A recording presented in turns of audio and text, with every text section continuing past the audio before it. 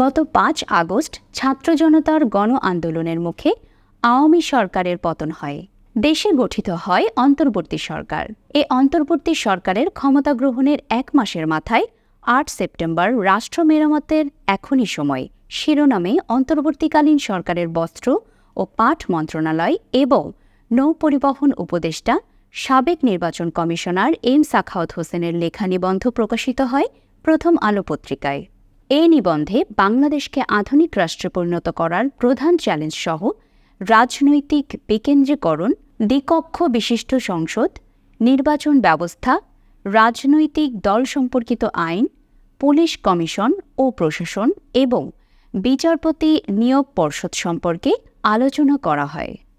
জনসংখ্যার দিক থেকে বিশ্বে ৮ম বৃহত্তম দেশকে ন্যূনতম ৫টি প্রদেশে ভাগ করে একটি ফেডারেল কাঠামোর রাষ্ট্র করা যেতে পারে উল্লেখ করে তিনি বলেন, পূর্ব ও পশ্চিম অঞ্চলে ২টি করে ৪টি প্রদেশ ও পশ্চিম অঞ্চলে ২টি করে ৪টি প্রদেশ ও বৃহত্তর ঢাকা নিয়ে আরেকটি প্রদেশ।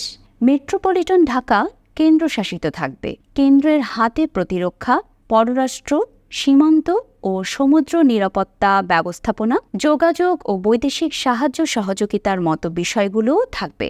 বাকি বিষয়গুলোতে কেন্দ্রের তত্ত্বাবধান থাকলেও প্রদেশগুলো ব্যবস্থাপনায় থাকবে। একই সঙ্গে রাজনৈতিক বিকেন্দ্রীকরণও হবে প্রাদেশিক সরকারের কাঠামোতে। বাংলাদেশের অনেক রাজনৈতিক দল ও চিন্তাবিদেরা অনেক আগে থেকেই দ্বিকক্ষ বিশিষ্ট সংসদের দাবি করে আসছেন। এটি শুধু সময়ের দাবি নয়, আধুনিক রাষ্ট্র পরিচালনা ও সুষ্ঠু ধারার রাজনীতির জন্য অত্যাবশ্যক। ফেডারেল রাষ্ট্র কাঠামো বাংলাদেশের সংস্কারের অন্যতম দিক হওয়ায় নির্বাচন ব্যবস্থাপনাকেও সংস্কারের আওতায় আনতে হবে। পরিবর্তন করতে হবে নির্বাচন আইন এবং ভোটের পদ্ধতি। বাংলাদেশের রাজনৈতিক দলগুলো যাতে আরও স্বচ্ছ ও গণতান্ত্রিকভাবে রাজনীতি করতে পারে, তার জন্য রাজনৈতিক দল নিবন্ধন আইন প্রয়োজন। এর মাধ্যমে দলগুলোকে রাষ্ট্রের সঙ্গে নিবন্ধিত হতে হবে। উল্লেখ্য, বিদ্যমান নির্বাচনে অংশগ্রহণের জন্য আলাদাভাবে নিবন্ধন বলবৎ রেখে ওই ধারার পরিবর্তন করা হবে। বাংলাদেশকে ফেডারেল রাষ্ট্র করতে গেলে পুলিশ প্রশাসনকেও বিকেন্দ্রীকরণ করতে হবে। কেন্দ্রে বিশেষ পুলিশ বাহিনী বা কেন্দ্রীয় রিজার্ভ ফোর্স থাকবে। পুলিশের তত্ত্বাবধান ও দিক নির্দেশনা দেওয়ার জন্য একটি কেন্দ্রীয় পুলিশ কমিশন গঠন করতে হবে। বিচারপতিদের নিয়োগ পদ্ধতিটি ছিল ত্রুটিপূর্ণ এবং বিচার ব্যবস্থাকে অবশ্যই স্বাধীন করার উপরে গুরুত্ব আরোপ করেন তিনি।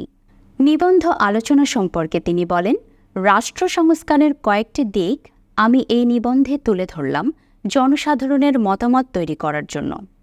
আমাদের দেশে ভবিষ্যৎ শাসকেরা যাতে স্বৈরাচারী বা নির্বাচনী স্বৈরাচারীতে পরিণত না হন, তার জন্য রাষ্ট্রের কাঠামোর সংস্কার প্রয়োজন। এই প্রস্তাবে সুস্থ ধারার রাজনীতিবিদ ও নাগরিক সমাজের সমর্থন থাকবে বলে আশা করি। বর্তমান অন্তর্বর্তীকালীন সরকারের কাছে অনুরোধ থাকবে, সংস্কারের প্রস্তাবগুলোকে গুরুত্বের সঙ্গে বিবেচনা করে রাষ্ট্র সংস্কারের কাজে হাত দেওয়া।